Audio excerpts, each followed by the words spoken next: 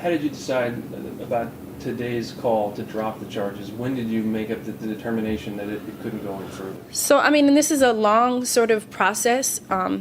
Like I said, it was after a great deal of thought and prayer.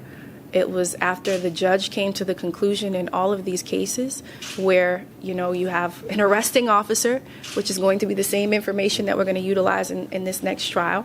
You have the evidence that we provided for the wagon driver. We have the evidence that we provided for the highest ranking officer. It became pretty clear that, you know, pretty much the way that this system is set up, what the likely outcome was going to be. And so it was just a question of, do we take this all the way to the end, or do we try to expose the sort of systemic issues that we were faced with from the start, in the very start of this case? Was that like a last night decision, 2 weeks ago? Like, when did you finally say? I mean, it's something that I've been grappling with for some time.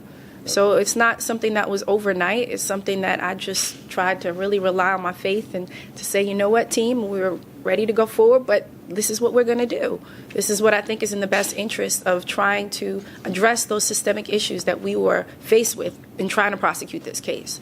Did you want to go forward? Were you ready to go this morning? We were ready to go forward, but what we wanted to do was what was in the best interest of justice, and there were lots of competing concerns. So no, there were a lot of moving parts and a lot of competing concerns, and so this was